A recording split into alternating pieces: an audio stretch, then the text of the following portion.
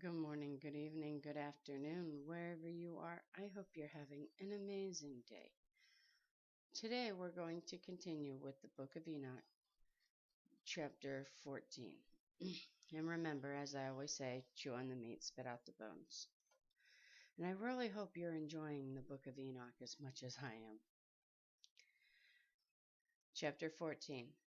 The book of the words of righteousness, and the reprimand of the eternal watchers, in accordance with the command of the Holy Great One in that vision.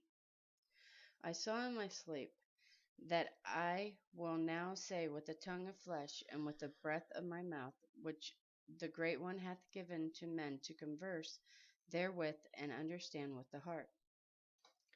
As he has created and given to man the power of understanding the word of wisdom, so hath he created me also and given me the power of reprimanding the watchers, the children of heaven.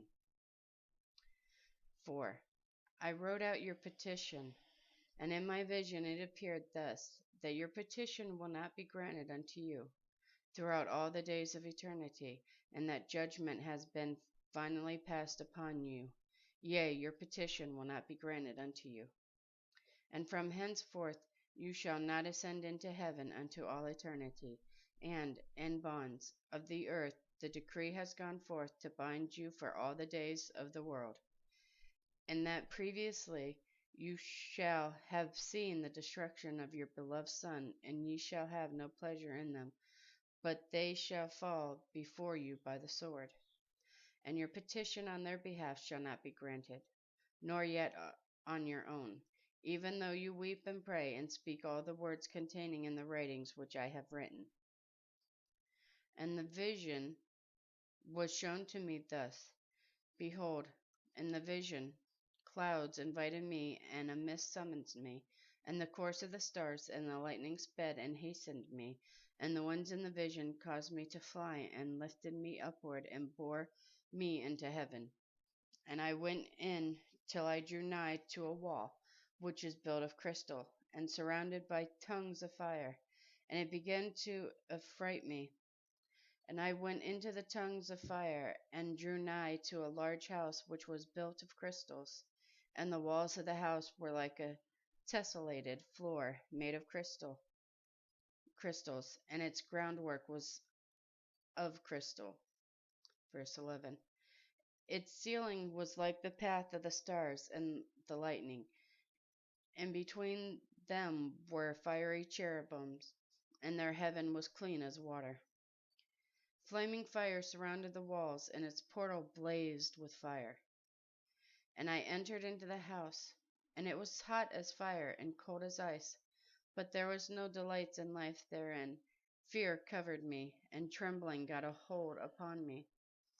And as I quaked and trembled, I fell upon my face, and I beheld a vision, and lo, there was a second house, greater than the former, and the entire portal stood open before me, and it was built of flames of fire, and in every respect it so excelled in splendor and magnificence, and extended, that I cannot describe to you its splendor and its extent. And its floor was on fire, and above it were lightnings, and the paths of the stars, and its ceiling also was flaming fire. And I looked and saw therein a lofty throne. Its appearance was as crystal, and the wheels thereof as the shining sun. And there was the vision of the cherubim. Verse 19. And from underneath the throne came streams of flaming fire, so that I could not look thereon. And the great glory sat thereon, and his raiment shone more brightly than the sun, and more whiter than any snow. None of the angels could enter and could behold his face by reason of the magnificence and glory, and no flesh could behold him. The flame and fire was round about him, and a great fire stood before him, and none around could draw nigh him. 10,000 times 10,000 stood before him, yet he needed no counselor. And the most holy ones who were nigh to him could not leave by night nor depart from him. And until then I had been prostrate on my face, trembling. And the Lord called me with his own mouth and said unto me, Come hither, Enoch. Come hither, Enoch, and hear my word. Verse 25, the last verse for chapter 14. And one of the holy angels came to me and waked me, and he made me rise up and approach the door.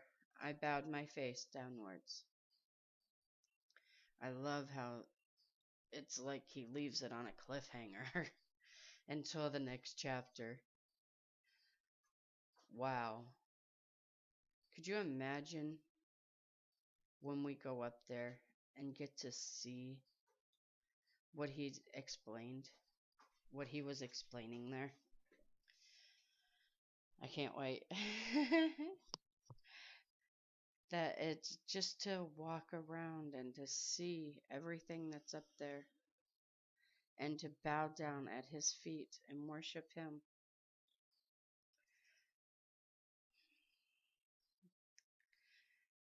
Peace be in you, my brothers and sisters. May the Lord have mercy on us all. I love you guys very much. God bless.